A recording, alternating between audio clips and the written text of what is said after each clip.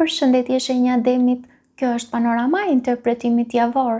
Pas lutjes dhe meditimit, kartat I ndava në 4 sfera jetësore, të cilat janë gjendja juaj, familja, dashuria, puna dhe një prizmë orakull.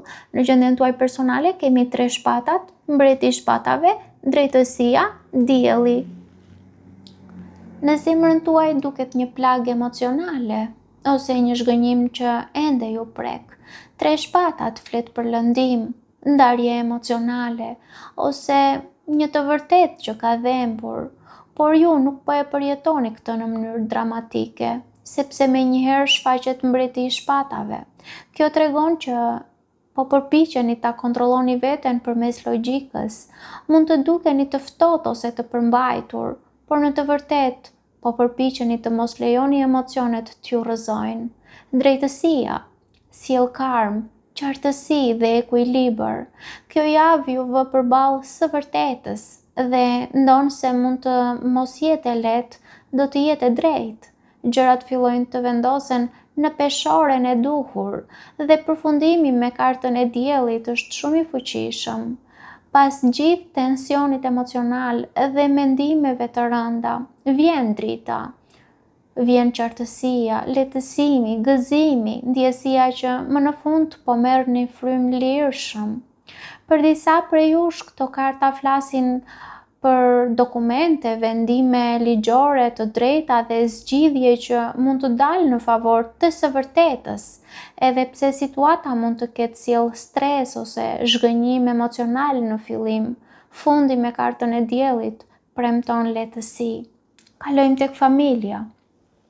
Në familje kemi 5 shkopinjt, 8 monedhat, 8 shpatat, mbreti I shkopinjve. Në familje ka tension ose përplasje energjish. 5 shkopinjt tregon debate, kokëfortësi ose njerëz që përpiqen të imponojnë mendimin e tyre. Megjithatë, 8 monedhat tregon përpjekje reale për të mbajtur gjërat funksionale. Dikush po mundohet të punojë mbi situatën, edhe nëse lodhja ndihet. Por 8 shpatat tregon se ju ose dikush tjetër ndihet I bllokuar mendërisht, sikur të mos di si të veprojë, sikur të jetë kapur mes detyrimeve dhe emocioneve. Në fund shfaqet mbreti I shkopinjve. Zakonisht përfaqëson shenjat e zjarrit, dash luan shigjetar, por mund të jeni edhe ju vetë të konvertuar në këtë energji, ose mund të jetë dikush që keni të bëni. Kjo është figura e dikujt dominant ose dominante, krenar ose krenare, dhe me ndikim të fortë në familje. Ky person mund të marrë kontrollin e situatës, por gjithashtu mund të jetë burim tensioni për shkak të karakterit të fortë që ka. Kalojmë tek dashuria. Në dashuri kemi kulla, 4 shpatat, asi I shkopinjve, 6 kupat. Në dashuria këtë javë duket se kalon nëpër një transformim të fortë, do ta quaja unë. Kulla tregon një tronditje emocionale, diçka ekspozohet, një e vërtetë që del, një ndryshim I papritur, ose rrëzimi I një iluzioni që nuk mund të vazhdojë më. Kjo kartë është shumë intensive, por shpesh e nevojshme. Ajo pastron atë që nuk është më e qëndrueshme. Pas kësaj shfaqet karta 4 shpatat, që nënkupton heshtje, tërheqje, reflektim, plogështi. Ju ose personi tjetër mund të kërkoni distancë për të kuptuar çfarë ndjeni realisht, por historia nuk mbyllet me ftohtësi. Asi I shkopinjve sjell një zjarr të ri. Për disa mund të jetë një njohje e re shumë pasionante, ose një rindezje në marrëdhënien ekzistuese. Për disa mund të jetë rikthim pasioni, tërheqje e fortë, dëshirë për fillim të ri, energji që ndizet përsëri. Dhe më pas, karta me 6 kupat është karta e nostalgjisë dhe e lidhjeve shpirtërore. Karta e së kaluarës. Kjo mund të tregoj rikthim të dikujt nga e kaluara për disa nga ju. Ndjenja që nuk janë shuar, ose një lidhje që ndihet shumë familjare edhe shumë e thellë emocionalisht. Në dashuri, duket se kjo javë sjell një ndryshim të fortë emocional.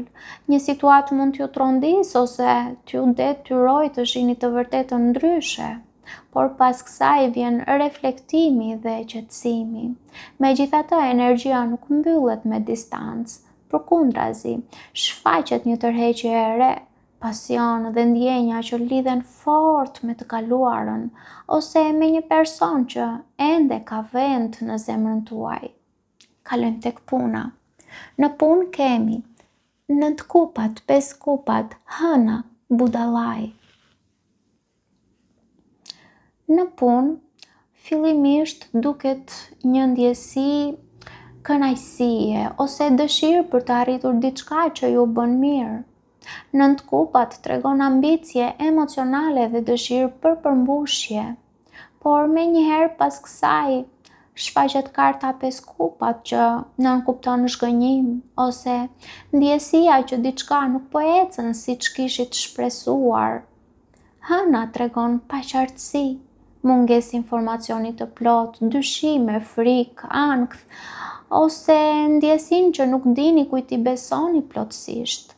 Megjithatë, fundi me kartën e budallajt është shumë interesante, sepse budallaji nënkupton një fillim të ri, një rrezik i ri, një vendim për të mos qëndruar më në të njëjtin vend. Kjo tregon që edhe nëse ka pasiguri, ju do të tundoheni të provoni diçka ndryshe. Kalojmë në prizëm Oracle, ku kemi energjia. Energjia ju kujton që gjithçka këtë javë varet nga mënyra ku e vendosni energjinë tuaj.